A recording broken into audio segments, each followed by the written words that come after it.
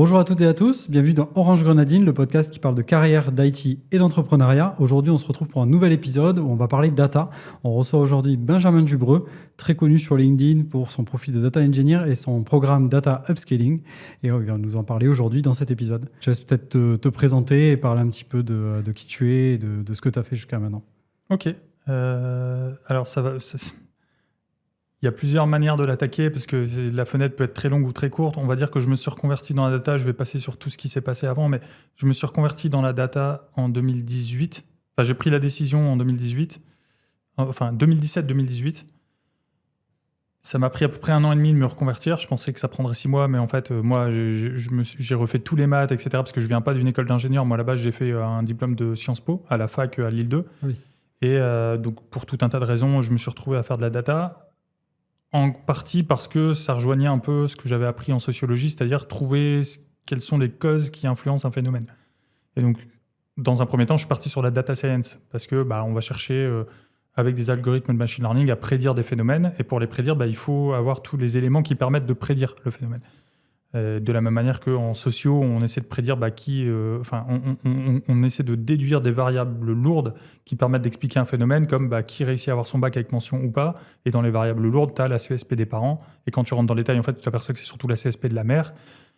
Ce genre de choses. Et là, en machine learning, tu vas dire, j'ai des commandes qui arrivent et des fois, elles sont cassées ou il manque des items. C'est la faute à qui? C'est quoi le problème? Quelle est la variable lourde? Et tu peux chercher comme ça. Donc, comme ça se rapprochait intellectuellement, je me suis dit, ça, c'est un métier que je pense que je peux faire.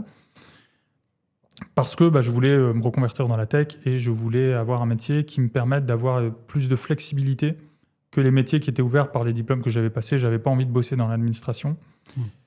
Passer tous ces concours, etc., tu te retrouves on ne sait pas où. Donc du coup, je m'étais dit, je vais être prof de fac, je vais passer une thèse. Et en fait, quand j'ai commencé à essayer de vouloir passer une thèse en Sciences Po, je me suis rendu compte qu'il y avait 40 doctorants pour un poste de maître de conf.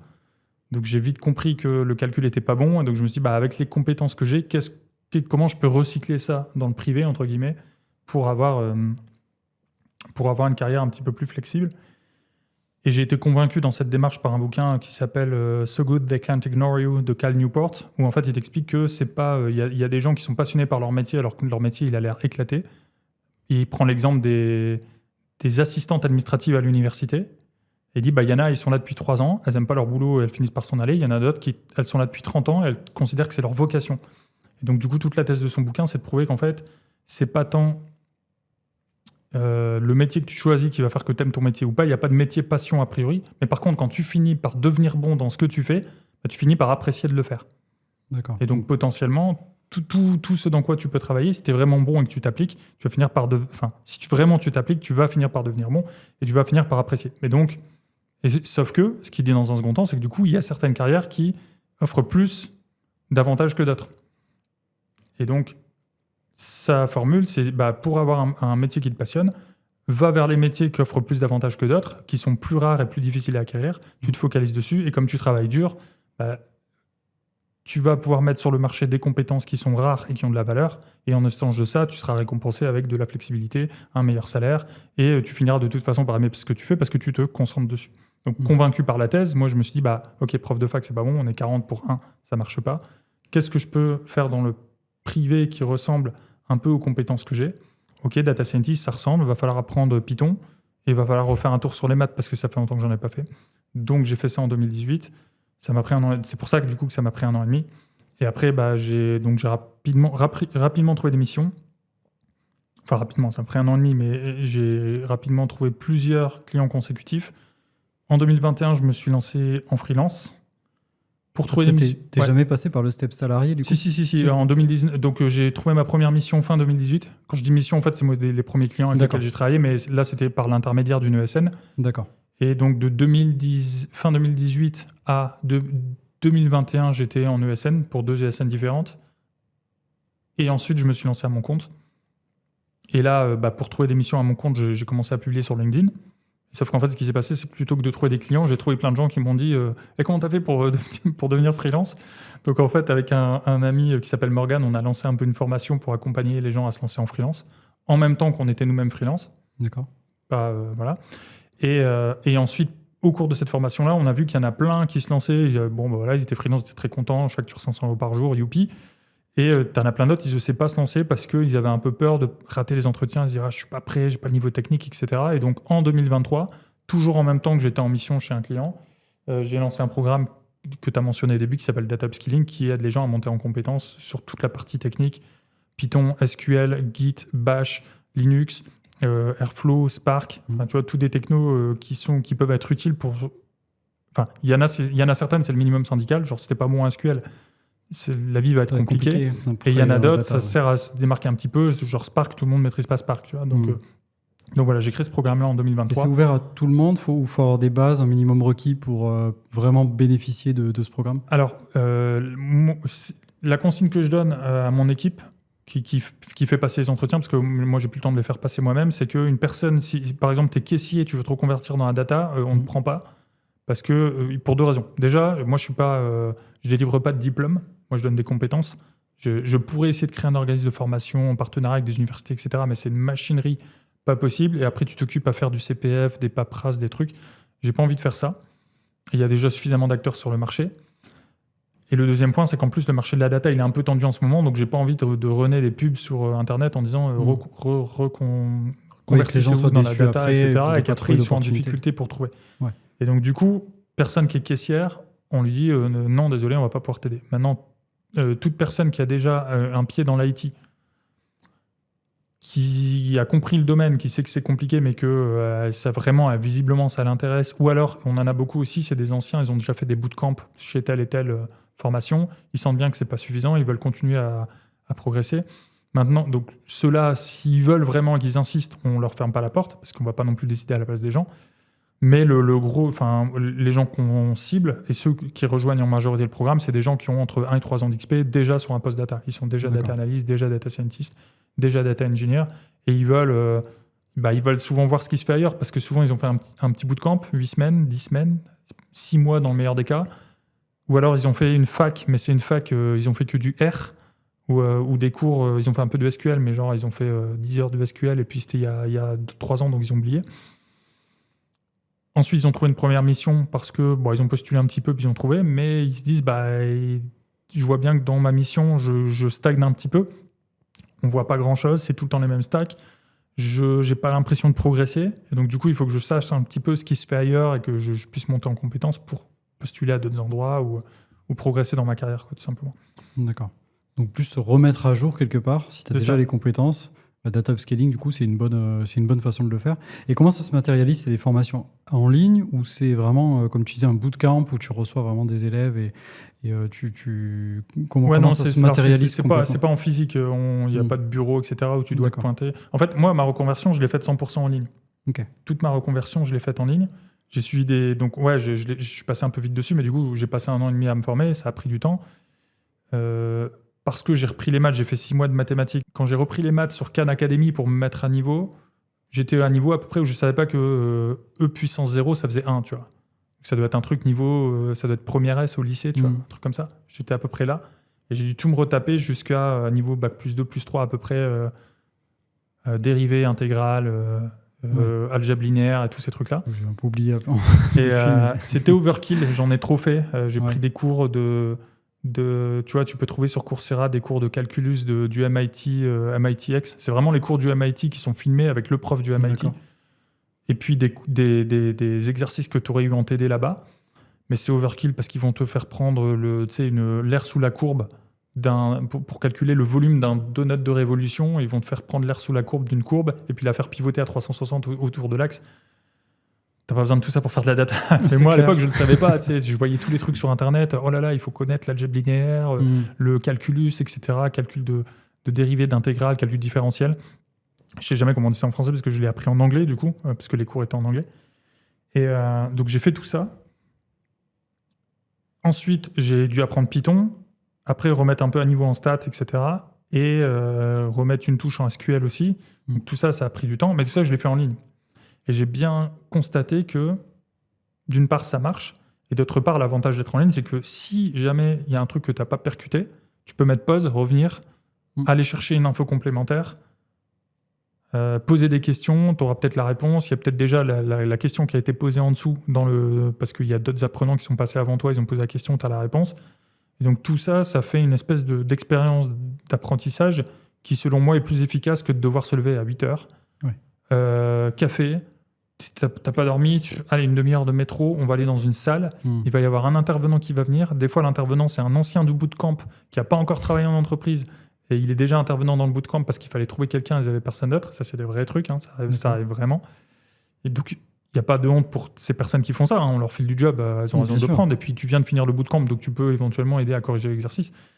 Mais c'est compliqué, si ça veut dire que tu n'as pas de vrai exemple entreprise à mettre face aux personnes. Ouais, tu n'as pas un vrai professionnel qui, lui, a vraiment l'expertise du terrain. C'est ça. Alors, des fois, tu en as et des fois non. Et donc voilà, tu dois te lever.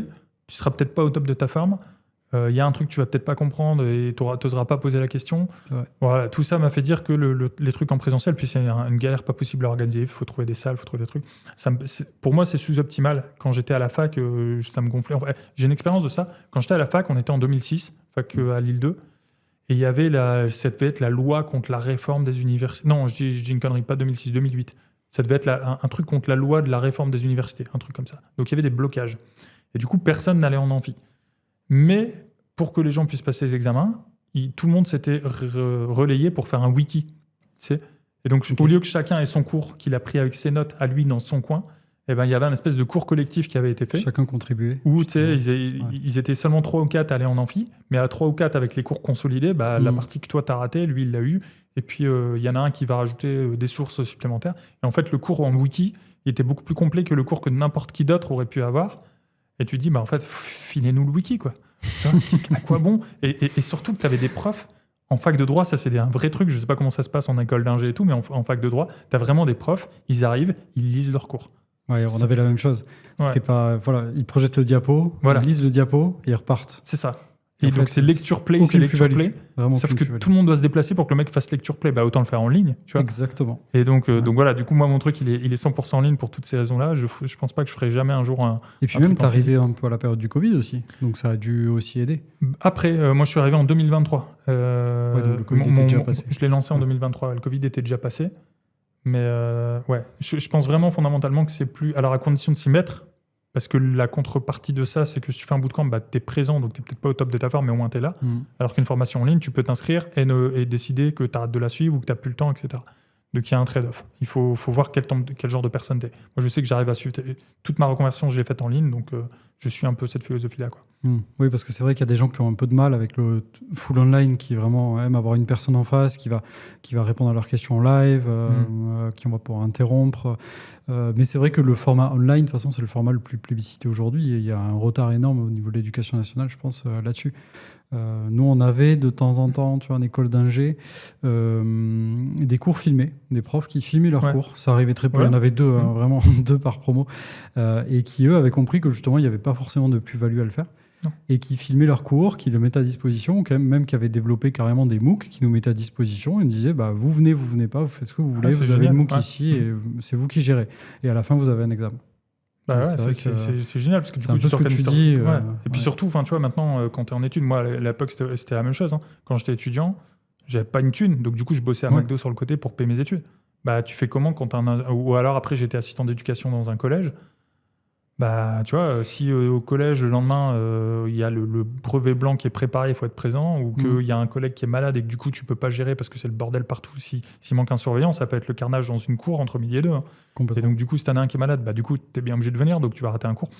Tout ça fait que c'est mieux de pouvoir... Et puis, il y en a, ils sont plus efficaces le soir, d'autres plus le matin. C'est tellement mieux d'avoir le truc en ligne. Mais par contre... ça veut dire qu'il faut avoir une discipline de travail et être capable de suivre le truc. Une rigueur. Et donc là, l'avantage, c'est que moi, les participants à mon programme, c'est des ingénieurs. Donc, la force de travail, ils l'ont, quoi. Ouais, ils ont déjà l'envie d'apprendre et vraiment l'envie de faire aussi, quoi. Ouais, complètement. Et je trouve que ça trouve d'autant plus de sens, ce genre de formation online, maintenant avec les outils qu'on a d'IA générative, où tu peux vraiment poser des questions. J'avais fait une formation intégrée comme ça avec un chatbot sur le côté, où tu pouvais poser des questions sur la vidéo. Il devait récupérer le transcript, je pense, et du coup, tu pouvais questionner le transcript au lieu de te retaper toute la vidéo. Pareil. C'est pas mal. Ça simplifiait un petit peu aussi l'apprentissage et ça permettait d'aller vraiment droit au but et de pouvoir dialoguer sans filtre aussi avec quelqu'un et poser peut-être des questions qu'on pense stupides. Donc c'est ça aussi la force, je trouve, de ce genre d'outil. Bah, c'est vrai que j'avoue, moi, je suis peut-être le cordonnier le plus mal chaussé là-dessus. J'y ai même pas pensé. Mais l'avantage, c'est que moi, ce que j'ai, c'est que mon programme, comme il existe depuis 2 ans, toutes les questions possibles et imaginables sous les vidéos ont déjà été posées sous la vidéo. Donc, en fait, J'imagine. la question que tu as, souvent la réponse, Il elle y est a en dessous. forcément, ouais. Ouais. Ça marche. Et ça, c'est un peu aussi un peu du crowdsourcing de questions que tu pourras avoir. Tu as eu combien d'étudiants dans ton programme jusqu'à maintenant? Là, on vient de passer 900. 900. Ouais. D'accord. Avec des profils vraiment divers et variés ou... C'est divers et varié dans le sens où tu as des data analysts, des data scientists et des data engineers, Ouais. mais pas divers et varié dans le sens où il n'y a pas de chauffeur poids lourd, caissière, etc. Oui, ce que tu disais, que c'est c'est pas ta cible de toute façon. C'est ça. Donc, Et c'est varié aussi. Alors là où ça a été un peu délicat, c'est que c'est un peu varié. Ça a aussi été varié en termes d'XP. Donc entre 0 et 3 ans d'XP, les gens sont très contents. Jusqu'à 5 ans d'XP, ça va, mais souvent ils connaissent un peu quand même une bonne partie du contenu. Et il y en a quelques-uns qui disent, bah, de toute façon, parce que en fait, ouais, j'ai parlé de l'aspect technique des choses, du programme, mais j'ai aussi mis toute une partie sur préparer CV, préparer les entretiens techniques pour pas se viander. d'accord. Parce qu'en ce moment, c'est dur d'en décrocher. Donc, si tu les décroches et que tu les rates, c'est quand même dommage. Donc, il y a toute une partie où j'interviewe des recruteurs qui ont fait passer des centaines d'entretiens, eux tous, pour qu'ils nous donnent les red flags, ce qu'il faut éviter, ce qu'il faut faire pour te démarquer, etc., etc. Donc, il y a toute la partie CV entretien. Et donc là, souvent, les profils les plus expérimentés, ils viennent pour la partie un peu plus marketing et un peu moins pour la partie tech parce qu'ils la maîtrisent. Donc c'est vraiment au final un programme très complet de bout en bout. Tu as la compétence tech et après la partie plus soft skills pour réussir quelque part tes entretiens. Ouais, c'est ça. Et toutes les clés. Là, il me manque peut-être maintenant. J'ai rajouté cet été une partie sur le business. En quoi la data, ça aide les entreprises. Parce que souvent, tu as des profils data. Enfin, hélas, en fait, la data science, c'est un truc que les gens ont un peu oublié. Mais à la base, c'est pas censé être juste codé en Python, SQL, etc. C'est censé être un truc qui permet au business de gagner de l'argent. L'article qui a estampillé le terme de data scientist, c'est un article de DJ Patil et de Davenport en 2012 qui s'appelait Data Scientist, le métier le plus sexy du 21e siècle. Titre qui a été repris des milliers de fois depuis.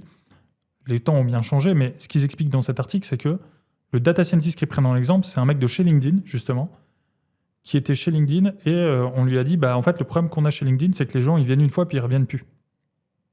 Qu'est-ce qu'on peut faire? Et donc lui, il a commencé à se poser la question, bah, en fait, pourquoi les gens viennent et ils ne reviennent plus? En fait, ils arrivent sur LinkedIn, ils s'aperçoivent qu'ils ne connaissent personne, du coup, ils s'en vont. Du coup, il s'est dit, bah, qu'est-ce que je peux faire pour que les gens arrivent ici et qu'ils connaissent quelqu'un? Et c'est là qu'ils ont développé la feature People You May Know.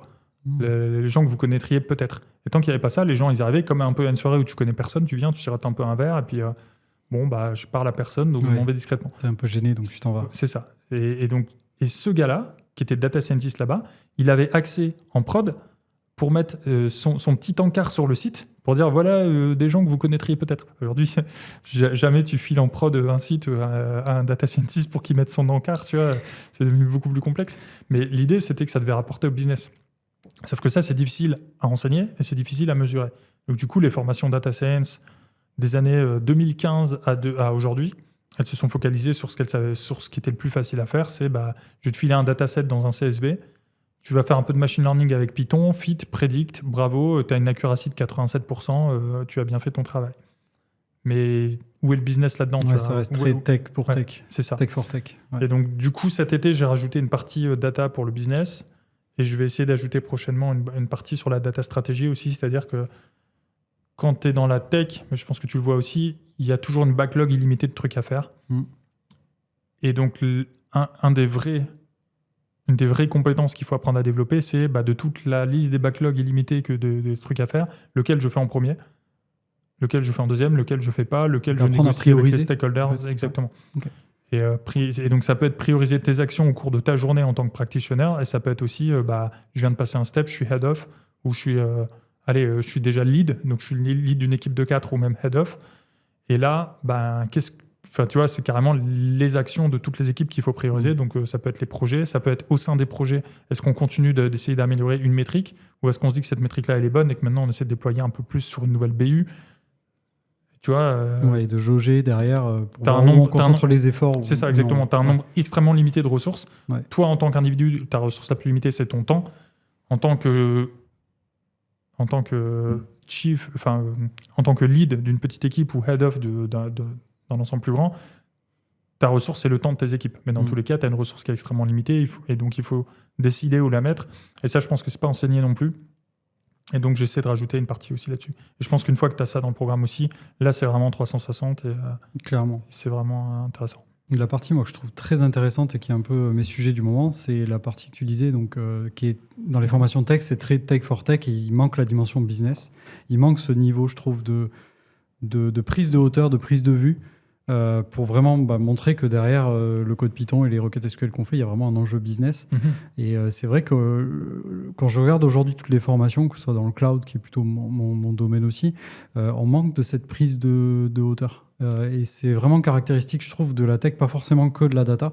C'est vraiment transverse à tous les domaines de la tech, je trouve. Alors, je sais pas pourquoi. Peut-être que toi, tu as cette vision-là parce que tu es passé freelance, tu as monté ton business et du coup, tu as cette vision business. Mais c'est pas le cas, je trouve, de la majorité des... Non, en fait, je pense que c'est l'inverse. J'ai une carrière... on va pas s'emballer non plus. J'ai pas une carrière non plus incroyable où j'ai bossé pour OpenAI ou je ne sais quoi, mais j'ai rapidement réussi à trouver plusieurs clients. J'ai eu 4 clients avec 2 ESN qui m'ont tous pris. Et ensuite, derrière, je suis passé en freelance. Et en freelance, j'ai travaillé pour plein de clients différents. Presque 100 ans morts. Et tout ça, c'était en grande partie parce que avant de faire de la data, j'avais déjà ce sens business.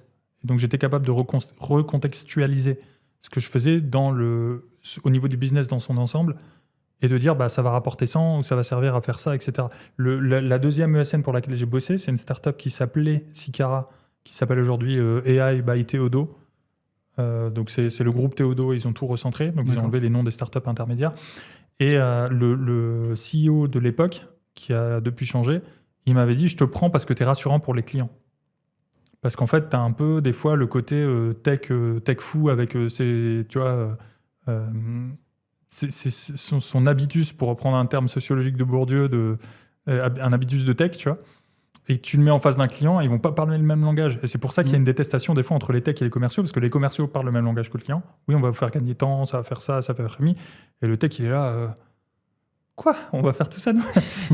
et tu vois, et le problème, c'est... Et donc, les techs traitent les commerciaux, mais en fait, s'il n'y a pas de commercial, toi, tu n'as pas de boulot. Donc, si tu estimes que les commerciaux font n'importe, deviens toi-même avant-vente. On appelle ça avant-vente. Complètement. Et du coup, tu pourras faire la traduction de ce qu'il est possible de faire techniquement en besoin client. Et ça... Et donc, du coup, pour répondre à ta question, je pense que je l'avais avant. Et pour répondre à la deuxième question, pourquoi c'est pas enseigné ? Parce que c'est très dur à enseigner. C'est très dur à mesurer à quel point est-ce que quelqu'un sait le faire ou pas. Si tu sais pas coder ton truc ou que ta requête est pas bonne, ça va te renvoyer une erreur. C'est oui ou c'est non, c'est binaire. Si tu as su convaincre d'un projet avant-vente, tu vois, c'est plus... Tu as quand même des KPI. Est-ce que tu as réussi à convaincre le client ? Est-ce que tu as le deal ou pas ? Ouais, mais ça, c'est quand tu es dans une vraie, c'est quand tu es dans un vrai contexte, mais dans un contexte où tu veux l'enseigner. Tu peux faire semblant, ah bah non, là, désolé, tu m'as pas convaincu, tu vois, mais ou dire, ok, là, tu as donné des arguments. C'est très subjectif. Voilà, c'est ça. Tu as raison. C'est vrai que c'est très subjectif, ça dépend énormément de facteurs au final. C'est ça. Et donc, je pense que c'est en partie pour ça que c'est pas enseigné. Deuxième, il y a beaucoup moins de profils qui savent faire ça, de l'avant-vente ou de la vulgarisation, que de profils tech brut. Forcément, c'est difficile de les trouver aussi pour aller les mettre derrière dans les bootcamps. Et après, le dernier point, c'est que c'est dur à déjà de mesurer si la personne a compris, mais même à enseigner, tu mets quoi dans le programme, etc. Là, pour ma partie Data for Business, je me suis arraché les cheveux à savoir quoi mettre. Et à la fin, je suis quand même pas vraiment... le truc, j'ai posé la question à ceux qui l'ont suivi, ils m'ont dit « Ouais, non, c'est bien, j'ai appris des trucs et tout. » Moi, je suis pas encore sûr d'être entièrement satisfait de la manière dont je l'ai présenté. Tu vois. C'est vraiment pas facile. Je comprends.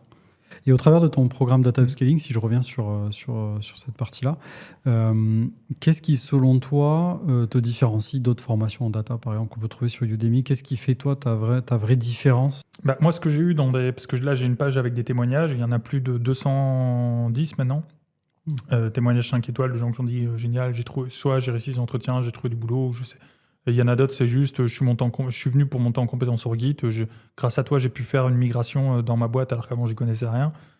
Très bien. Et les trucs qui reviennent souvent, c'est plusieurs points. Le premier, c'est le côté accès entreprise. Donc là, je montre pas juste du Python, je montre du Python tel que je l'ai utilisé dans tel ou tel use case pour telle ou telle entreprise. Et donc, là, plutôt que d'apprendre Python en faisant un tic-tac-toe ou un blackjack, tu vois, quand tu apprends Python en faisant un use case entreprise, là, les gens disent « Ah, ok, ça peut servir à ça. » Ça joue. Le deuxième point, c'est la connexion entre les parties. Parce que souvent, tu as un cahier des charges d'une formation, admettons une formation data engineer, tu vas avoir un cahier des charges, il faut faire 240 heures pour être RNCP, tous les trucs de diplômant, etc. Et donc, il y a une partie sur les databases, on va trouver un intervenant database. Puis ensuite, il faut faire une partie sur Python, on va trouver un intervenant Python. Il faut faire une partie SQL, on va trouver un intervenant SQL. Et les 3 intervenants ne se connaissent pas entre eux. Chacun fait son cours. Tu ne vois pas le lien entre les parties. Tu sors de là, on t'a appris Git, mais au final, ça sert à quoi? Et c'est pas clair.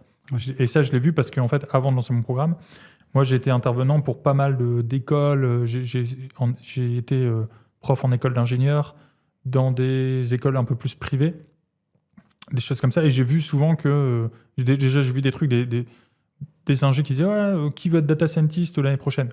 Toute la classe qui lève la main. Qui sait faire du SQL? Toute la classe qui baisse la main. Ah, ok, on a un problème. J'ai vu ça, et puis j'ai vu aussi des cas de figure où je disais, voilà, là vous allez mettre ça sur un repo, vous me l'envoyez, et puis les mecs me disaient, un repo, quoi? Je dis, vous n'avez pas eu de cours de Git? Bah si. Je dis, alors. Mais en fait, comme ils ont eu cours de Git, c'est ultra théorique. Tout seul, ils ne voyaient pas le rapport, en fait. Et quand je leur dis un repo, ça ne percutait pas. Je dis, ok, on va tout reprendre. Et donc, le deuxième avantage, c'est d'avoir ce lien entre les parties. Paradoxalement, j'enseigne Git avant d'enseigner Python. Enfin, plus maintenant, parce que j'ai remis une partie Python pour débutants. Celle-là, je l'ai mise avant. Mais avant, la partie Python avancée, où tu apprends à faire des API, des dashboards, des apps, des choses comme ça, je l'avais mis après Git, de manière à ce que je vais vous montrer Git. Puis ensuite, maintenant qu'on va apprendre Python, on va réutiliser ce qu'on a appris avec Git. Et ça, c'est le troisième axe. C'est un truc que j'ai beaucoup développé. Donc, j'en ai pas parlé au début, mais avant de faire cette reconversion, j'ai eu une année d'expérience. Alors, j'ai été prof en lycée, ici en France, prof d'éco, remplaçant. Et avant ça, j'avais été prof aux États-Unis de français dans une fac. Okay. Et là-bas, j'ai découvert un truc qui me rendait triste.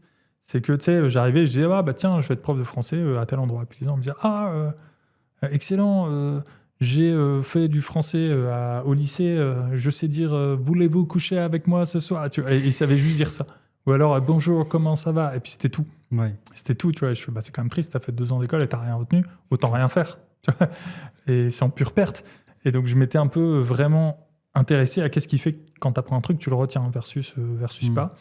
Et donc, j'ai découvert tout un tas de travaux sur ce qu'on appelle la courbe d'Ebbinghaus, c'était un chercheur. Lui, ce qu'il s'était dit, tiens, pour essayer de voir comment les gens retiennent, je vais apprendre des syllabes qui n'ont rien à voir, des syllabes qui n'ont aucun sens, genre X à Z, ça fait Xaz, et puis plein de petites syllabes comme ça, je vais essayer de les retenir et de les apprendre par cœur, pour voir si j'arrive à m'en souvenir ou pas. Et il mesurait, et en fait, il s'apercevait que très vite, tu les oublies.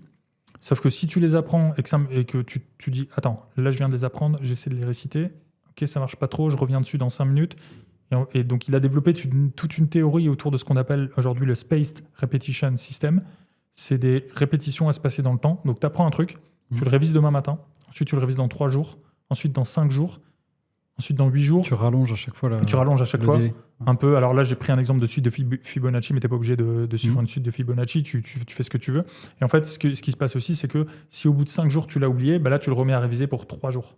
Tu vois, tu le réduis à nouveau jusqu'à temps que ça retienne. Et en fait, le fait de faire comme ça, tu as un taux de rétention de l'information qui est beaucoup, beaucoup, beaucoup plus élevé. Et ça, c'est un truc que j'ai vraiment mis à fond dans mon programme. Il y a des flashcards partout. Tu réutilises ce que tu viens de voir sur Linux et Bash pour faire tes installs, pour ensuite installer ta DB, ta DocDB pour faire le SQL. Ensuite, le SQL, tu le réutiliseras dans la partie Python pour faire une appli de révision du SQL en Python.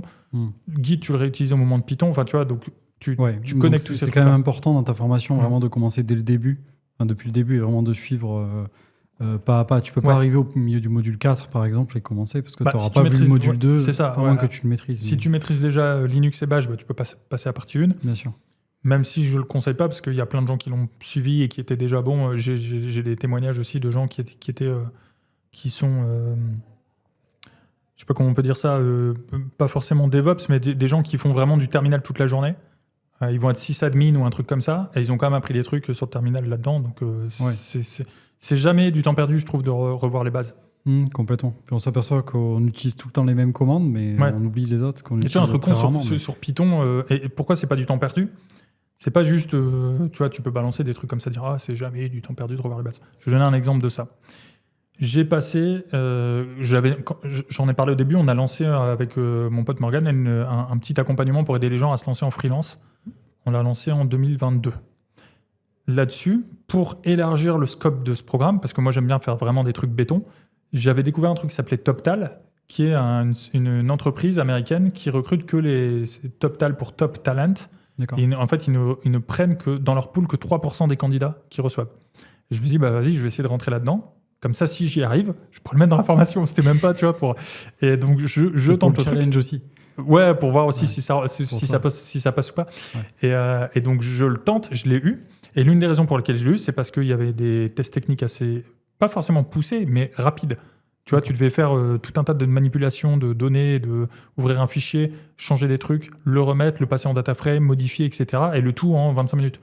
Donc, tu n'as pas le temps d'aller voir. Et donc, ça, c'était en 2022. C'était 2022, donc il n'y avait pas encore ChatGPT. Ouais. Donc, je ne sais pas comment ils font aujourd'hui. Mais tu n'avais pas le temps d'aller chercher le truc qui va t'aider. Et ben, un exemple tout con de ça, quand tu veux rajouter un certain nombre de chiffres, par exemple, tu as le chiffre 7 et tu veux que ça fasse 0007. Tu veux qu'il y ait toujours 4 chiffres, même s'il n'y en a qu'un. Et tu veux remplir le reste avec des zéros. Tu peux créer une fonction custom pour ça en Python. Ça va te prendre 5 minutes, mais tu vas réussir à le faire. Mais si tu fais 5 minutes sur tout l'exercice pour faire cette fonction, bah, ça va te prendre 5 minutes, tu ne termineras pas. Versus, si tu connais la méthode zfill pour les strings, bah, tu la connais, tu la sors, et tu gagnes les 5 minutes de l'écriture de la fonction. Et c'est là que tu passes le test, et c'est comme ça que tu es pris chez TopTal. Tu vois. Okay. Et donc, quand je dis que c'est intéressant de revoir les bases, c'est pour des petits trucs à la con comme ça, mais qui vont peut-être te sauver au moment des entretiens. D'accord. Puis même, peut-être pas que les entretiens, c'est-à-dire que même dans ton job, tu vas, même dans ton simplifier, job, tu vas gagner du temps pour toi et livrer des projets aussi plus rapidement. Donc, mais ça c'est un vrai truc aussi. C'est-à-dire que là je parlais du fait d'être sauvé pendant les entretiens, et j'ai pas mal de gens qui ont passé des entretiens, notamment SQL, et m'ont dit sans toi, je les aurais pas eus. Mais ce que tu viens de dire aussi, c'est hyper important, et c'est un thème que va falloir que je le développe un peu plus, parce que c'est un vrai truc. C'est-à-dire que plus tu es bon sur tes fondamentaux, moins ta journée de travail, elle te prend de temps. Et si ta journée de travail, elle te prend beaucoup moins de temps, parce que tu es beaucoup plus efficace dès que tu fais une tâche, ça te libère potentiellement 1 heure pour continuer de revoir tes bases. Et ce qui fait, tu vois, et ça crée un espèce de vrai effet boule de neige comme ça, où la différence de niveau entre une personne qui constamment continue de se former et de revoir ses bases, et une personne qui reste sur ses acquis, en l'espace de 5 ans, tu peux passer du simple au double. Moi, j'ai des anciens mentors, quand j'ai voulu finir ma reconversion en France, j'ai pris un bootcamp en ligne d'un institut de formation connu, parce que je m'étais dit, ok, tu as fait tous tes trucs sur Coursera, IDX, etc., les sites américains, c'est classe, mais en France, les gens veulent un diplôme. Donc vas-y, faut passer ce truc-là. C'est malheureusement vrai. Alors finalement, moi, j'en ai pas eu besoin, mais j'ai eu un peu de chance à l'époque. Mais n'empêche, j'avais commencé ce truc. Et donc, à l'époque, j'avais des mentors. Tu passais, tu avais un mentor qui t'accompagnait, tu faisais un one-one un peu toutes les semaines, ou à chaque fois que tu voulais avancer sur un projet. Et ouais, en l'espace de 5 ans, ces personnes qui étaient mes mentors à l'époque, tu vois, là, moi, aujourd'hui, j'ai formé bientôt 1000 personnes. Oui, tu les as dépassés. Et en termes de carrière, il y en a certains, maintenant, ils sont abonnés à ma newsletter pour voir comment devenir freelance, etc. Mais comment j'ai fait pour me renseigner sur devenir freelance ? Bah, il fallait lire la doc. Et comment j'ai fait pour avoir le temps de lire la doc ? Et c'est que ça. Plus tu passes du temps à bosser, plus après, c'est un peu... c'est pas un théorème, mais c'est un peu une constante que tu retrouves à plein d'endroits différents, que ce soit chez les Navy Seals ou chez les moines Shaolin. C'est en fait la discipline, c'est la liberté. C'est-à-dire plus tu compresses d'efforts en un temps condensé, plus après tu es libre de tes mouvements. Et donc pour un Shaolin, c'est très simple. Ils s'entraînent toute la journée, mais après ils sont hyper flexibles, ils sont hyper musclés, ils sont hyper en bonne forme, ils sont zen, parce que ils font beaucoup d'efforts pour ça. Dans l'armée, chez les Navy Seals, tu vas prendre un mec comme Jocko Willink, je ne sais pas si tu as déjà entendu parler. Ouais. Ce gars-là, il va te dire « Discipline is freedom ». La discipline, c'est la liberté. Et pourquoi ? Parce qu'en fait, si tu répètes tes gestes jusqu'à ce qu'il soit maîtrisé à fond. Les Américains appellent ça le drill. Bah, le jour où tu es en combat, tu n'es pas là en train de chercher, merde, attends, comment je change mon chargeur, etc. Tu l'as tellement matraqué que le jour où tu es sous le feu, tu n'as pas besoin de réfléchir, tu n'es pas en PLS. Instinctif. Ouais, c'est ça. Ouais. Et bah, le jour où tu es sous le feu d'un entretien parce qu'on te regarde coder, puis tu sais, c'est stressant le pair programming un peu, tu sais, en ligne, tu as un gars, il te regarde et tout. Bah, c'est quand même beaucoup mieux si tu as passé beaucoup de temps à revoir ton Python de base, tes méthodes de string, tes méthodes de... Tu seras plus à l'aise et même moins stressé peut-être aussi. Plus à l'aise, moins stressé. Surtout le stress en entretien, c'est ce qui peut dézinguer un candidat aussi. Hein. Complètement. Donc, franchement, tu réduis ton niveau de stress en devenant expert sur, comme tu dis, les fondamentaux. C'est ça. Bon, c'est clé, ouais, clairement. Du coup, on a parlé de data upscaling. Comment tu vois le futur de cette formation? Comment tu la vois évoluer dans le temps? Elle est assez complète, assez 360, ce que tu disais. Mais si je te challenge un petit peu, qu'est-ce que, avec l'avènement de l'IA, peut-être, avec peut-être une partie plutôt infra, cloud, est-ce que tu penses que ça peut avoir du sens? Quels sont tes plans en fait pour le futur de cette Moi, formation? là, je suis en train de lancer une petite formation sur le côté cloud pour la data. Donc spécifique cloud pour la data, parce que cloud, rien que sur GCP, tu as 210 outils, je crois, différents, ou services. C'est impossible, même moi, je ne les connais pas tous. Et puis, il y a plein de trucs que tu n'as jamais besoin. Moi, en tant que data scientist et data engineer, Kubernetes, jamais eu besoin, tu vois. Et peut-être qu'ils en ont besoin pour développer, pour déployer plein de modèles en parallèle et puis gérer la charge de tous ces modèles, parce qu'il y a tellement de prédictions à faire. Mais moi, perso, j'ai pas eu besoin. Et donc, mais par contre, il y a certains outils, BigQuery, tu vois, le storage, évidemment, il faut maîtriser. Après, Composer pour faire du Airflow en data, ça peut être pas mal. Ouais. Et donc, faire un truc cloud pour la data, pourquoi c'est intéressant? Parce que déjà, le cloud est de plus en plus... je cherche le mot ubiquitous en anglais, là. C'est de plus en plus présent. Présent, ouais, voilà. C'est partout. Ça peut servir de différenciateur quand tu te présentes. Et puis, c'est quand même plus facile, je trouve, une fois que tu as des clés sur le cloud, de faire un projet qui en jette un peu. Tu vois, pour faire un projet perso qui claque un peu, si tu mets sur le cloud et que les gens peuvent cliquer et qu'ils voient un vrai truc, c'est bien. Tu peux faire ça en cloud aussi, parce que tu peux mettre une petite application Streamlit. En fait, tu vas la mettre sur le cloud, mais c'est Streamlit Community, et donc ce sera sur le cloud de Streamlit. Donc, tu as quand même un truc sur lequel les gens peuvent cliquer, mais tu es vite assez contraint, assez limité, puis tu n'as pas la big picture non plus.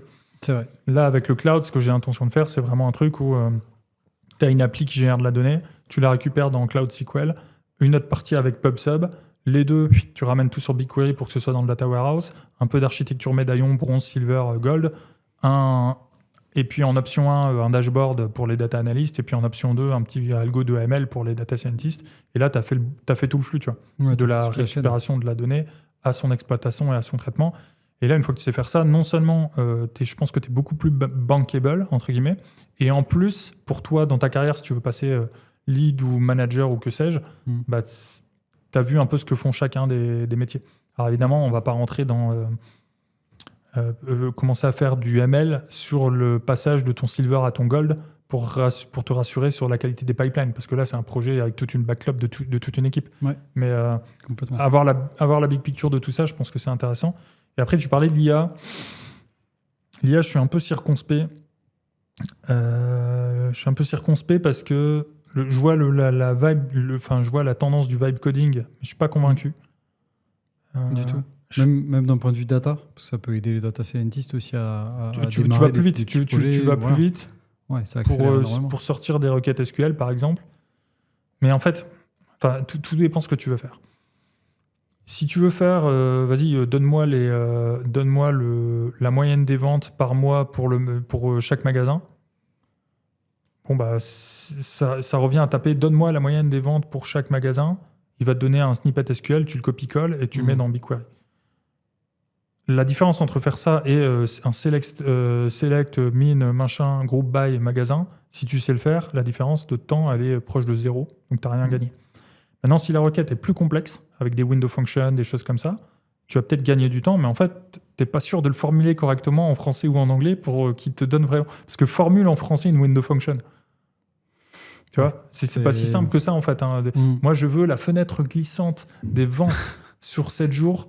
Et tu vois, tu dois commencer à faire gaffe de est-ce que c'est 2 jours avant, 2 jours après sur ta moyenne, ou est-ce que c'est les 7 jours précédents, la ligne en cours?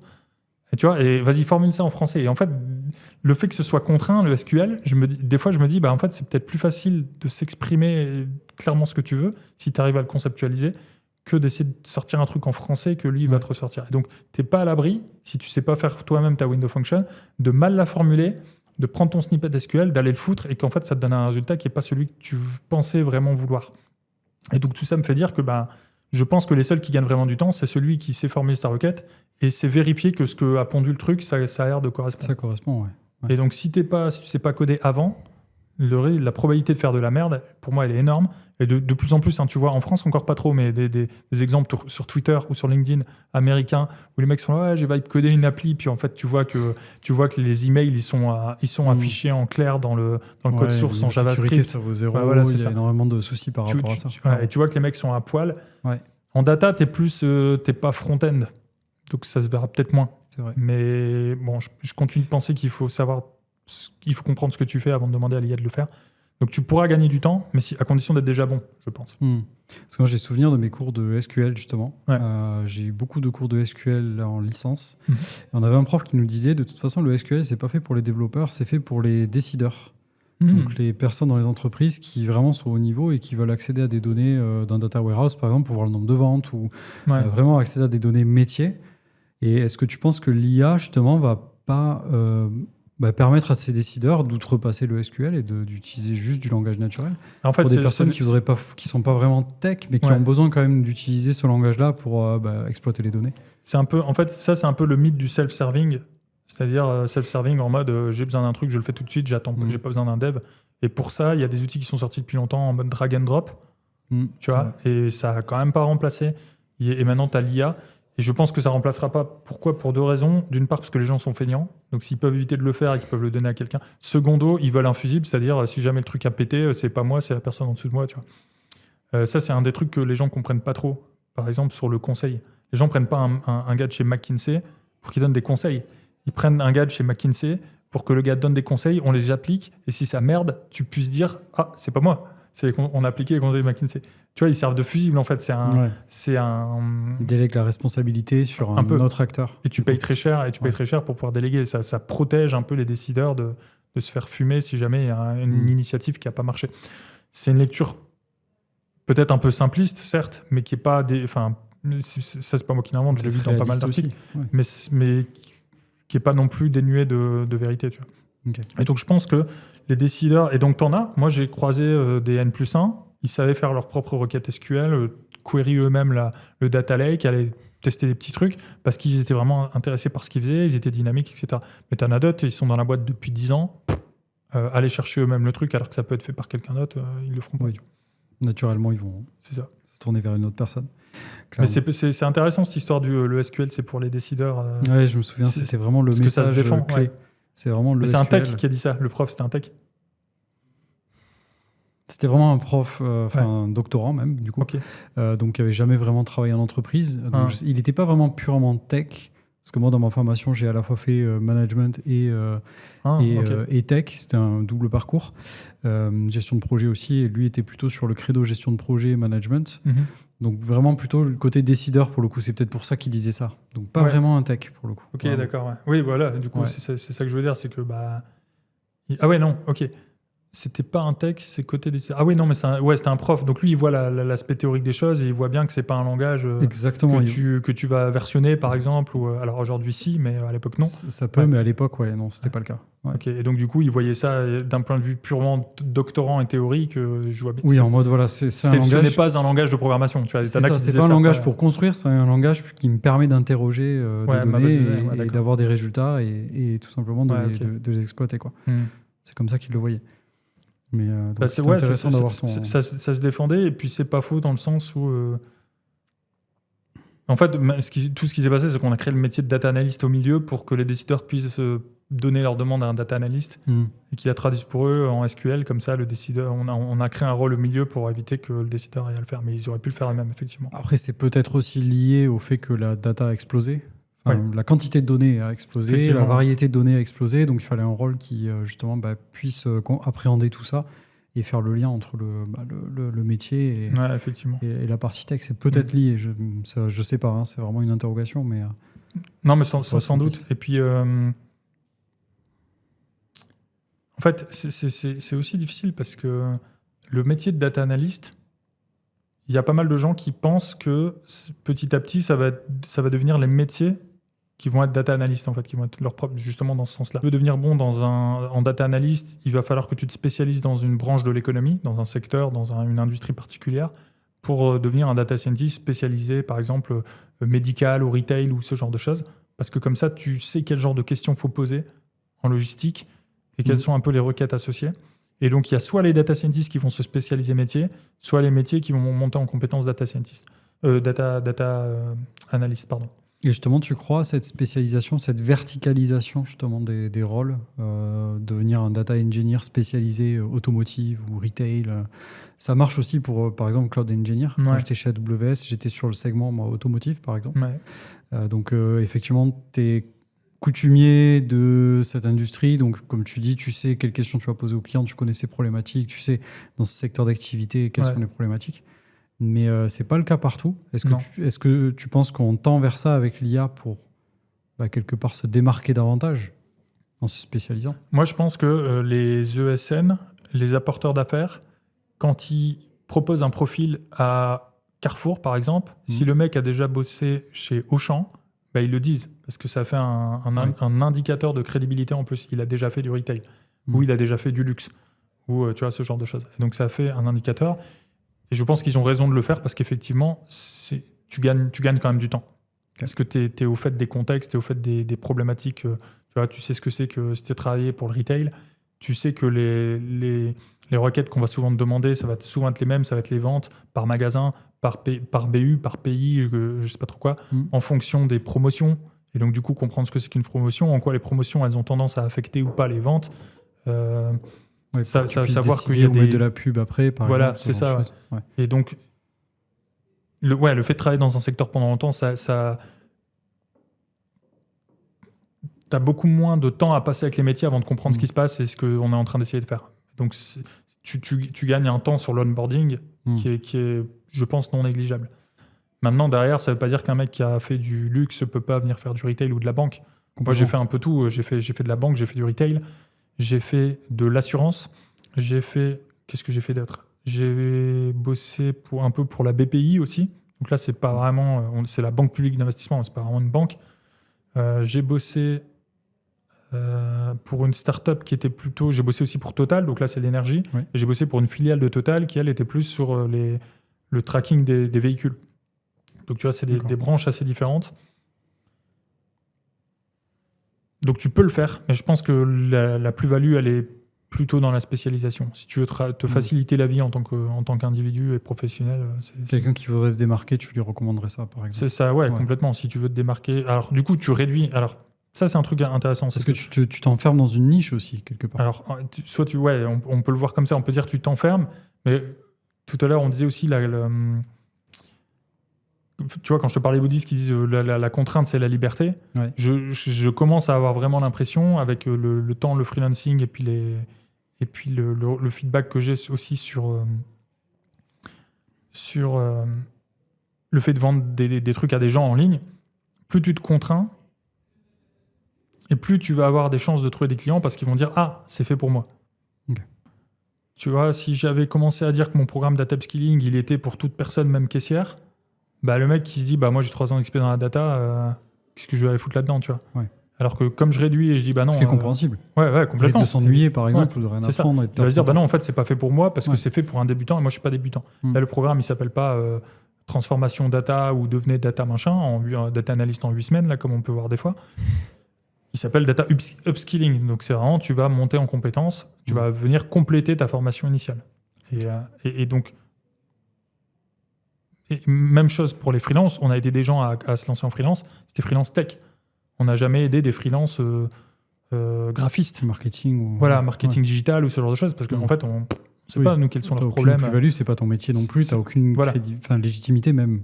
Alors tu pourrais dire, moi je sais trouver des clients, donc je vais vous apprendre à trouver des clients. Sauf sur l'aspect peut-être, création d'entreprise, création d'un canal d'acquisition, ce genre de choses. Mais du coup, comme ce serait moins ciblé, en fait, et donc plus tu essaies de parler à tout le monde, moins les gens se sentent concernés par ce que tu fais.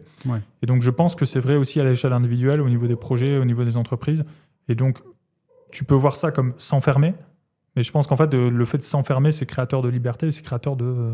tu peux rentrer dans le détail de ce qui fait vraiment la difficulté de ce qu'on appelle en marketing ton avatar, le client que tu as, et tu peux rentrer dans le détail de ces difficultés plutôt que de faire du généraliste. Comment faire pour trouver des clients? Tu décroches ton téléphone, tu appelles tout le monde, ça s'appelle le cold call, et puis il y en a bien un qui va signer. Oui, mais en fait, en fonction de l'industrie, c'est plus compliqué que ça.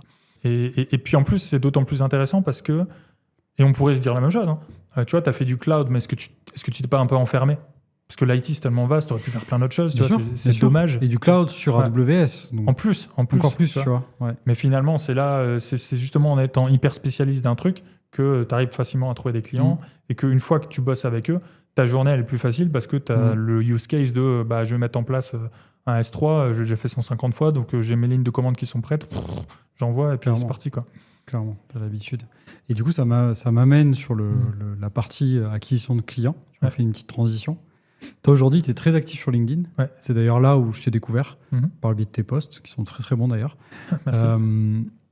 Aujourd'hui, LinkedIn, pour toi, c'est ton principal canal d'acquisition. Comment tu le vois? Comment tu essaies de le développer? C'est à moitié. Je suis de plus en plus en train d'essayer de faire en sorte que mon canal principal d'acquisition, ce soit de la publicité sur Facebook et sur YouTube.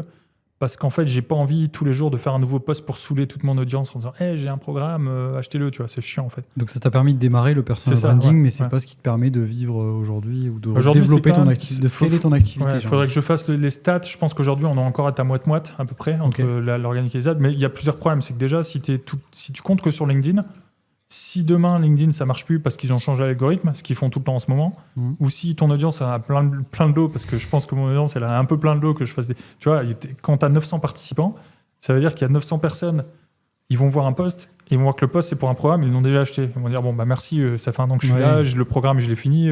Ça écrème pas mal de personnes. Est-ce que tu n'as pas quelque chose de nouveau à raconter, tu vois? Donc je peux comprendre que les gens, ça les saoule un peu, et j'ai pas envie de saouler les gens, donc du coup j'essaie de me baser sur de la pub pour... si t'aimes pas la pub, tu passes à la suite et puis on s'en fout. Bien sûr. Et faire en sorte que l'organique, ce soit plus un... Tu vois, là récemment, sur la formation sur le cloud, je me suis dit, est-ce que je mets Dataflow ou pas, qui est un service de GCP, est-ce que je le mets dans la formation? Intéressant, Dataflow, mais d'un autre côté, j'ai l'impression qu'il n'y a pas tant que ça d'entreprises en France qui l'utilisent. Est-ce que c'est pas overkill? Est-ce que je vais pas faire perdre leur temps aux gens qui suivent le truc? Donc du coup, je fais, vas-y, je vais faire un post. Et tu vois, le post, il a dû faire 50 likes, tu vois, c'est pas... Il y en a pour qui c'est beaucoup, mais moi, dans mes standards, au vu de ta communauté, c'est peu. Ouais. Mais par contre, 60 réponses dans les commentaires en mode moi je travaille là-dessus, je fais ça, etc. On en a besoin pour tel sujet. Et donc, tu vois, le post est hyper cool. Si tu prends le temps de lire tous les commentaires, tu as appris pas mal de choses sur l'état du cloud en France et puis qui bosse avec quoi sur GCP. Et je trouve que ça, c'est plus intéressant que de faire un post « Hey, vous savez que j'ai un programme ?» Donc voilà, j'essaie de faire de la pub et j'essaie de faire les deux. Mais LinkedIn, effectivement, ça continue, c'est un vrai canal d'acquisition. Il y a des gens qui sont spécialisés dans le fait d'aider les entreprises B2B à trouver des clients sur LinkedIn. Et tu vois, on parlait de se nicher, c'est assez spécifique, quoi. Ouais. C'est vrai que c'est intéressant ce que tu dis, je ne l'avais jamais vu sous cet angle-là, où tu peux vraiment tu te construis une communauté et tu interroges ta communauté pour toi après améliorer ce que tu délivres à tes potentiels futurs clients ou tes clients actuels. Décider d'utiliser tel ou tel service, est-ce que ça vaut le coup ou pas, est-ce que c'est utilisé sur le marché, tu poses une question à ta communauté et tu vois comment ils réagissent. C'est ça. Jamais vu cet angle. Ça, c'est typiquement le genre de truc où, surtout quand tu as une communauté nichée comme la mienne, qui est quand même très axée data, il y a beaucoup de gens qui font de la data en France. Aussi. En plus, ouais. Et tu as vraiment des réponses. Le gars écrit un pavé et c'est génial, tu vois. Et c'est un truc, ça, tu pourrais pas le demander à ChatGPT, tu vois. Tu vas demander à ChatGPT, est-ce que Dataflow est utilisé en France? ChatGPT, est-ce que ça te sort du probabiliste? Il a encodé Internet, il voit que souvent les réponses à telle question, c'est ça, donc il te ressort la réponse telle que souvent vue, et puis il extrapole un petit peu. Mais du coup, avoir de la data précise sur quelle boîte utilise quoi, et en plus en temps réel, non. Et donc du coup, un truc par exemple, il y a un site, comment ça s'appelle? J'essaie de retrouver le nom. Je crois que c'est Verstack. Je sais pas si tu connais Verstack. C'est un site anglais, There, plus loin Stack. Okay. C'est pour savoir la stack technique des entreprises. Ok. Et tu vas taper par exemple. Je mettrai le lien dans la description de la vidéo. Ouais, j'ai découvert ça il y a pas longtemps. C'est un des membres de. J'ai lancé un summer camp, un data summer camp cet été là. Okay. Et c'est un intervenant qui avait présenté ça. Et j'ai trouvé ça génial. Et en fait, tu tapes un service ou un outil et tu vois quelles entreprises publiquement ont déclaré l'avoir, que ce soit, je sais pas comment ils vont mesurer ça, si c'est avec LinkedIn. Et tu peux voir par exemple quel cloud ils utilisent, quelle techno ils utilisent dans toute la stack. Alors du coup, tu vas voir quel cloud ils utilisent. C'est étonnant ça que ce soit publié d'ailleurs pour les entreprises. Je sais pas comment ils le mesurent. Je pense pas que ce soit publié. Okay. Je pense pas que les entreprises vont sur ce site et dire chez nous on utilise ça. Alors du coup, d'où vient la data? Je pense que ça doit venir faudrait que je vérifie, je suis pas sûr.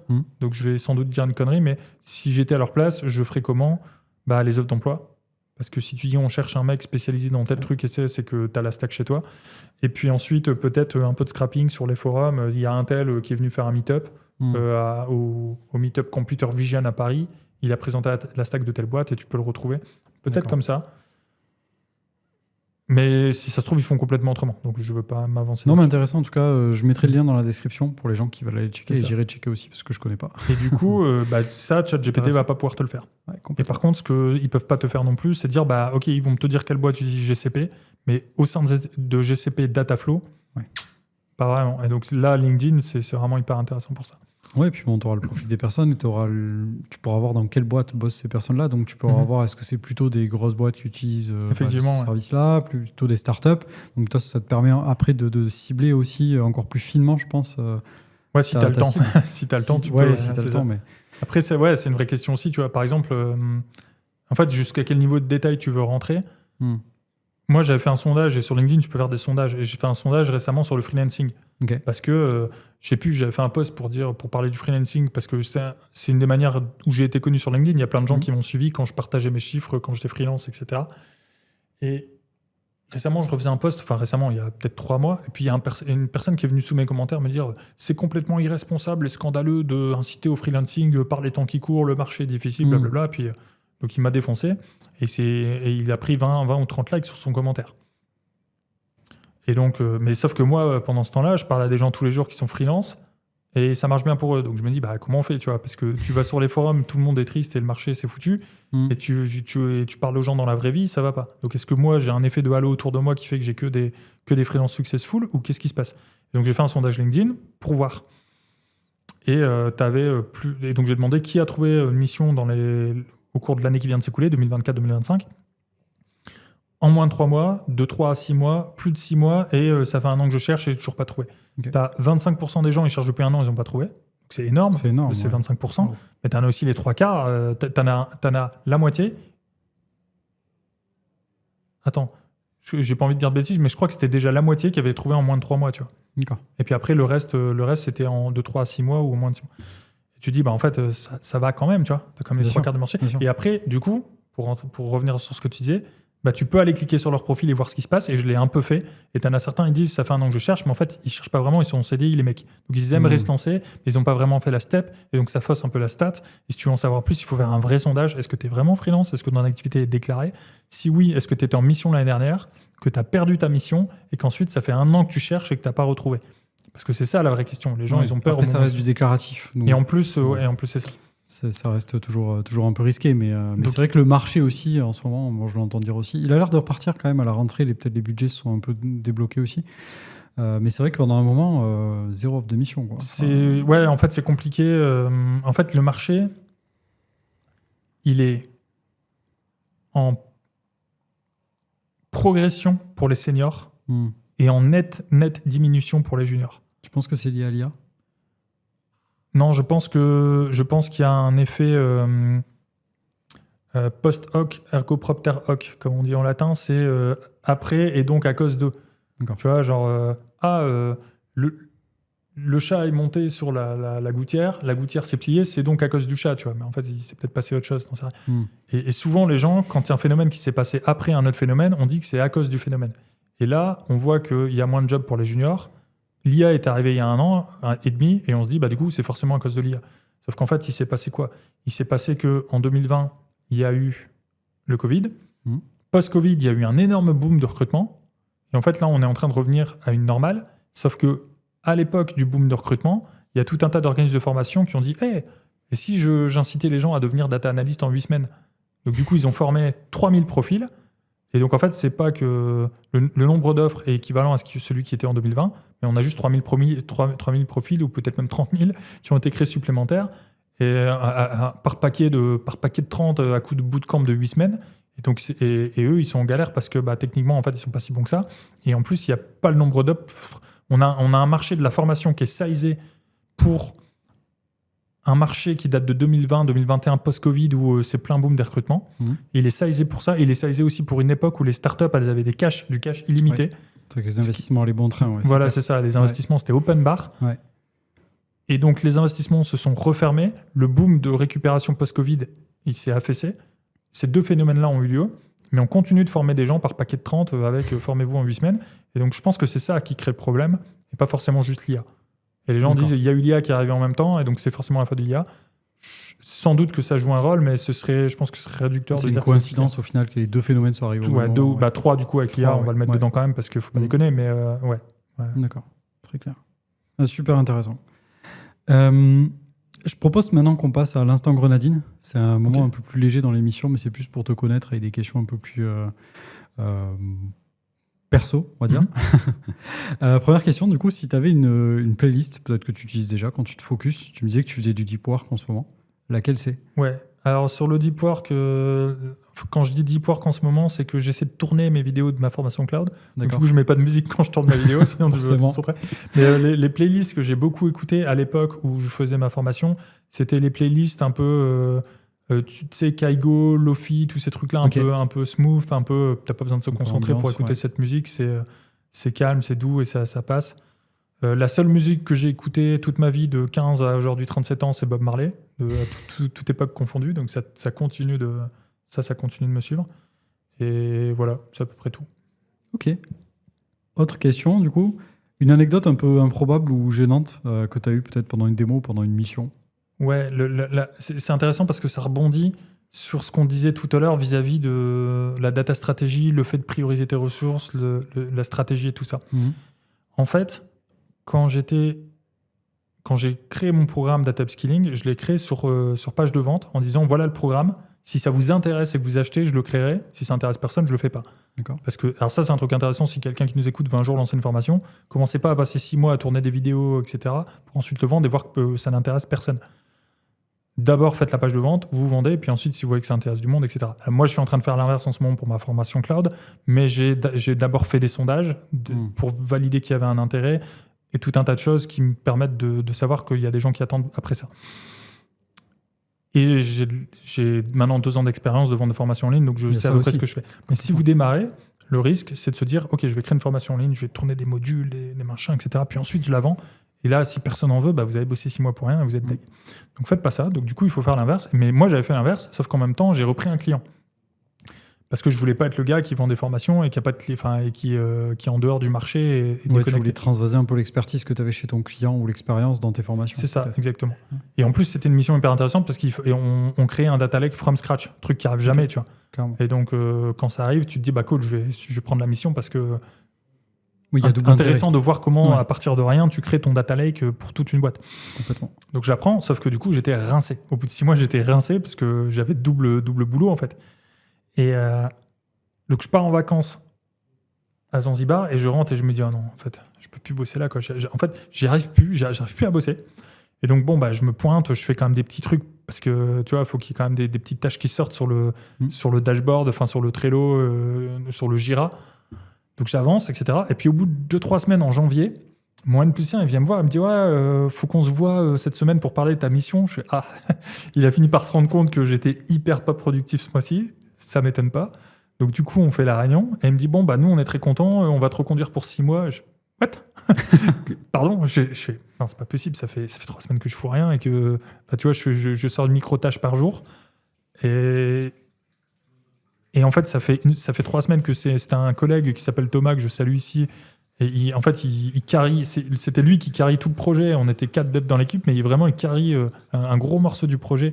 C'était parce qu'on était en même temps sur Databricks et il fallait monter en compétences sur des trucs de Databricks qui étaient des nouvelles features, ce qu'eux venaient de sortir, mais qui s'adaptaient hyper bien à notre sujet. Donc, on débroussaillait Databricks au passage, tu vois. Voilà. Et donc, je dis, bon, cool, ok, ils me reconduisent, donc c'est bien, j'ai 6 mois de mission en plus. Et après, je rentre chez moi et je me dis, mais non, en fait, c'est pas possible, tu vois. je vais pas tenir, je vais être sur les rotules, je vais être mort. Donc je retourne le voir, je dis tu t'es peut-être pas rendu compte, mais en fait là j'arrive plus à bosser, c'est Thomas qui carry tout, etc., etc. Et en fait il me dit non, mais en fait moi j'aime bien t'avoir dans l'équipe parce que t'empêches les juniors de partir en roue libre et de faire n'importe quoi et de partir dans des features qui vont durer 3 semaines. Et donc ce qu'il appréciait dans mon travail, c'était pas forcément ma capacité à deliver des tickets toutes les 5 minutes, mais lui il avait dit dans une rétro qu'on avait fait en agile, il a dit c'était le pragmatisme. Et donc, moment un peu gênant où en fait, je me dis, ils me reconduisent, mais j'avais un peu syndrome de l'imposteur en mode je fais rien et ils me reconduisent. Mais d'un autre côté, intéressant aussi parce que ça peut aussi être ta plus-value dans une équipe que de cadrer un peu les choses et d'empêcher que d'autres développeurs partent 3 semaines en mode tunnel à faire un truc et qu'ils reviennent et que tu puisses pas gérer le code, etc. Intéressant. Donc, tu as dévié un petit peu de ta mission initiale pour au final trouver quelque chose que tu n'attendais pas, mais qui a permis aux clients quand même d'avoir confiance et de te reconduire. Donc, voilà, ils allaient me reconduire parce que j'avais cette capacité à prioriser un peu les choses quoi, et à empêcher que ça parte dans tous les sens. Autre question perso, avant qu'on finisse. Tu parlais de Zanzibar. Si tu devais choisir une destination comme ça au hasard où tu te verrais télétravailler et rester, ça serait laquelle? Télétravailler et rester, c'est pas la même chose. Ouais, télétravailler et rester, par exemple, je vais être plus précis, et rester 1 an, voire 2 ans, par exemple. 2 ans maximum. En fait, j'ai testé Bali, j'ai trouvé ça surfait. J'étais à Tenerife, mais j'ai été en janvier, il y avait que des vieux anglais, des retraités. J'ai pas testé suffisamment d'endroits, je trouve, pour avoir un feedback intéressant à donner là-dessus. Je suis vachement attiré par le Japon, mais récemment, on me l'a dévendu en mode c'est pas du tout ce que tu crois. Mais du coup, il faudra que j'aille voir. Et donc, du coup, je peux pas dire aux gens qu'il faudrait y rester 1 an. Franchement, le meilleur endroit, c'est l'île. Allez tous vivre à l'île. Je m'attendais pas à ça, mais why not? Il pleut, mais les gens sont sympas. Il y a de la duvel et puis il y a des Welsh, donc c'est très bien. Voilà, très bonnes choses à manger. Et vraiment dernier, parce qu'après on va devoir couper. Si tu devais du coup donner un seul conseil à quelqu'un qui veut se lancer en freelance aujourd'hui dans la tech, lequel ça serait? Ok. Il y a un vieux bouquin qui s'appelle La semaine de 4 heures de Tim Ferriss. Génial d'ailleurs. Et il a mal vieilli sur l'aspect vente en ligne, parce que ça c'est extrêmement professionnalisé tout ce milieu-là. Mais l'aspect pas perdre ton temps, te focaliser, prioriser tes actions, etc. Hyper intéressant. Et là-dedans, il développe une méthode de qu'est-ce qui se passe si tout se passe mal. Il appelle ça le fear setting. Donc poser ta peur sur un papier là. Et en fait, la peur souvent des gens qui veulent se lancer en freelance, c'est et si je trouve plus de mission. Et donc pour savoir ce qui se passera si jamais tu trouves plus de mission, pose-toi la question suivante. Au pire, est-ce que tu penses que tu arriverais à retrouver un CDI? Trouver un CDI, tu as déjà fait. Et donc là, oui, il l'a déjà fait généralement. Et donc, est-ce que tu penses que tu arriverais à en retrouver un? Je sais pas. Si tu sais pas, ça veut dire que t'es pas certain sur tes compétences. Et donc, si t'es pas certain sur tes compétences, il faut repartir de là. Si tu dis, non, là, avec les compétences que j'ai, quand même, un CDI, je pourrais le retrouver. Là, dans ces cas-là, tu te dis, en fait, au pire des cas, tu te lances en freelance, tu ne trouves pas de mission, au pire, tu retrouves un CDI. Et ça, c'est le pire des cas. Maintenant, le meilleur des cas, c'est tu vas trouver une mission à 500 € par jour. Pendant 20 jours par mois, tu vas faire 10 000 € de chiffre d'affaires. Tu enlèves un quart d'URSSAF, il te reste 7 500. Tu vas faire ça 10 mois dans l'année parce que tu as un peu d'interco et puis de toute façon, tu ne peux pas trop dépasser le plafond. La première année, c'est un peu dommage de le faire. Donc, tu vas te limiter à 77 000 €, qui est le plafond de ta micro. Tu vas payer 34% d'impôt sur... tu auras un abattement de 34% de ça, donc un tiers sur ton impôt sur le revenu, et donc tu vas payer de l'IR sur 50 000 €. Ou au pire, tu peux dépasser pendant les 2 premières années consécutives. Tu peux dépasser. Jouer un peu là-dessus. Généralement, je préconise de ne pas dépasser la première et de dépasser les 2 suivantes. Donc, t'es tranquille. C'est aussi parce que la première année, c'est souvent celle où tu vas moins bien gagner. Parce que les suivantes, tu vas augmenter ton TGM, donc autant dépasser les années où tu auras le plus gros TGM. Et donc, dans le pire des cas, dans le meilleur des cas, il se passe ça. Et dans le meilleur des cas, tu te retrouves avec des personnes. Moi, j'ai accompagné un gars, il s'est lancé en freelance l'année dernière. Première année, il a fait 179 000 € de chiffre d'affaires. Mais avant de se lancer, il ne savait pas s'il allait retrouver des missions. Tu vois. Donc ça, évidemment, c'est le meilleur des cas. Et là, il y a beaucoup de gens en vente de formation en ligne, ils vont prendre les meilleurs cas et dire « Regardez, vous allez tous être comme lui ». Non. La moyenne, c'est pas de faire 179 000 € la première année. Ça, c'est une exception. Mais le cas moyen, c'est trouver ta petite mission à 500 balles et faire 70 000 la première année.